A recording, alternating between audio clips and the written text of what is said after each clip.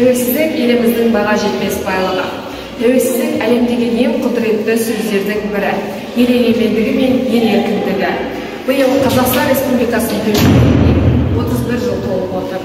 Осы уақытқа дейін Қазақстан Республикасы әлемге өзінің ұлы мемлекет екенін дәлелдей алды.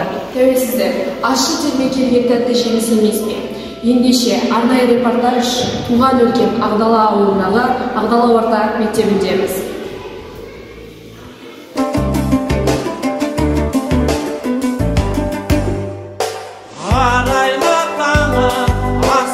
Уақыт зымырап өтіп жатыр. Кеңес одағының құрамында болған республикамыздың егемендік алуына түрткі болған сол кездегі қайсар рухты жастарымыз қазіргі таңда зейнет жасындағы ата әжелеріміз. Азат елдің ұрпақтары желтоқсан оқиғасының куәгерімен сұхбаттасуға келді. Сәлеметсіз бе, Раушан апай? Менің сізге ең алғашқы сұрағым, тәуелсіздік күні қарсаңында өзіңіз куә болған желтоқсан оқиғасы жайында айтып өтсеңіз. Тамаша, Раушан. Сұрақ өте бір адамды өткенде еске алатындай сұрақ екен. Желтоқсан оқиғасы бүткіл қазақ халқының басына төнген сол кездегі тарихи оқиғаның бірі. Күндер уақыт өткен сайын тарих қойнауына кеткен сол ызғарлы күндер жүрегімізде жаңғырып тұрады біздің. Ол кезде мен Алматы қаласында кинотехникумның 1-ші курсында оқып жүрген кезім болатын. Алғашқы студенттік жылдарымның басталған кезі. Қазіргі бұрынғы Ленин көшесі 110 Арман кинотеатрының артындағы 5-ші этаждың 5-ші 17-ші 517-ші комнатасында 4 қыз жататын біз жатақхана орналасқан. Біздің жаңа оқу корпусы тура алаңның алдында орналасқан болатын. Сол 16-сы күні сабақтан кейін кешкісін қайтып келіп, кешкі асты дайындап отқан уақытымызда осы менің есімде қалғаны балконнан қараған кезінде түтіннің шығып атқанын көрдім. Сол кезде есіме түсірсем, одан кейін оған көңіл бөлмедім. Бөлмеге өтіп, кешкі асымызды ішіп болып қалған кезде коридордан жігіттердің, көрші комнаттың қыздарының алаңға жастардың жиналыпты деген хабары лезде-ақ бізге жетті сол кезде. Содан біз уже тамақ ішіп болғаннан кейін әрқайсымыз сабағымызға дайындауымыз керек қой. Бірақ біздің сол ата-анамыздың әйтпесе өзіміздің оқушы кезімізде ұстаздарымыздың тәрбиесінен ба бір ішімізде бір нәрсені құлағымызға тисе, соны көзбен көру бізге сондай асығып тұратынбыз. Осы себептен жаңағы 4-5 комнаттың ұлдары мен қыздары жиналып та алаңға киініп, бақтыдан шығып бардық. Ол кезде түнгі сағат 10-нан кетіп қалған уақыт болатын.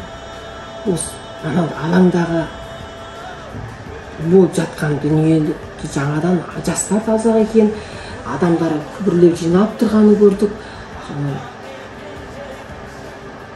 Бейбіт шеру сияқты көрінді. Халықтың жүзінен андай не көрген жоқпын, қатты кездік байқаған жоқпын. Ал ертеңгі 17-сі күнгі соның түннің ішінде келіп, бәріміз общежитияға қайтып, вахтадан өтіп түгел демалды. Ертеңінде қарасақ, сағат 8 сабаққа жиналмасақ, сабақтың бәріне тоқтам қойылған екен. 2 күн сабақ болған жоқ. Содан біз самал дүкеніне нанға барамыз деп шыққан қыздар, келе жатқан жаңағы бір топ жинақталған жастар жиналып келе жатыр екен. Сол жастармен бірге қосылдық та алаңнан бір ақшы келесі сағат онда. Ал ол кезде алаңға барған, 2-ші күні барғанда көрген нәрсем, осы күнге дейін кәдімгі көз алдынан өткен үлкен бір оқиға. Ол сәтте мен қазір айтатын болсам, біздің үйдің өзінен, біздің отбасынан 2 ағам, мен 3-іміз де студент екенбіз ол кезде.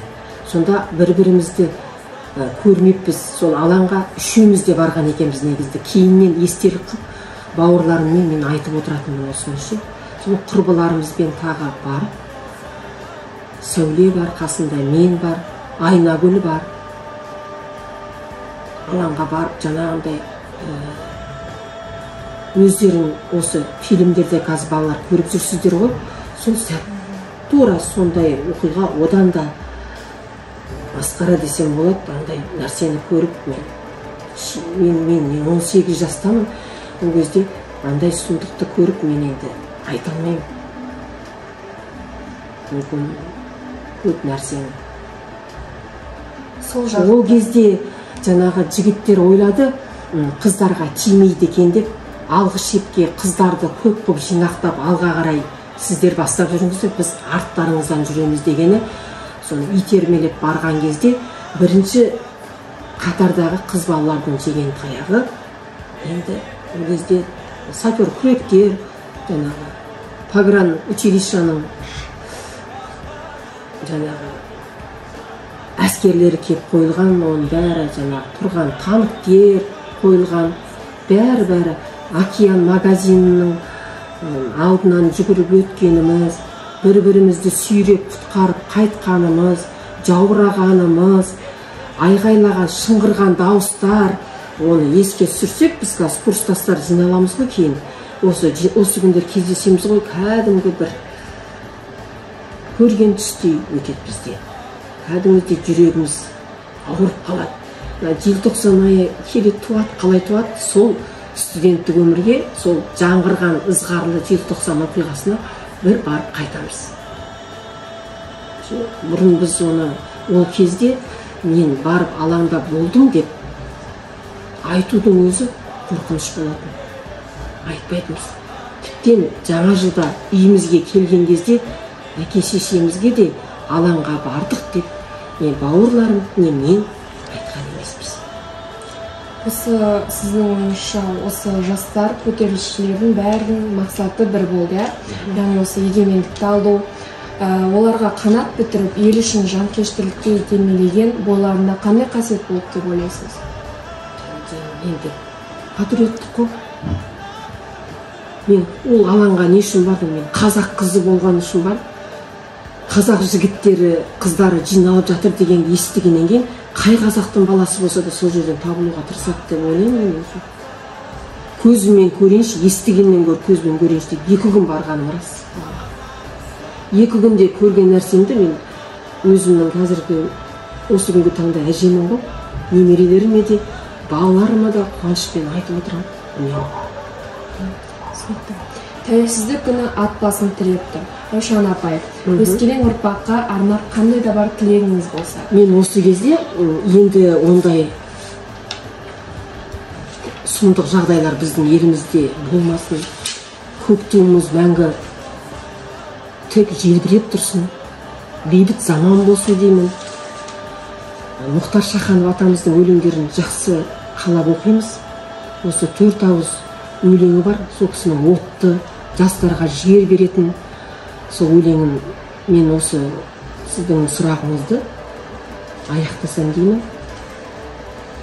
Өсер елдің қай сәтте де бірлік болмақ қалауы, лаула желтоқсанның мұзға жаққан алауы, өздерінде өр намысы бар елдің ешқашанда еңкеюге тиісті емес жалауы деп келеді.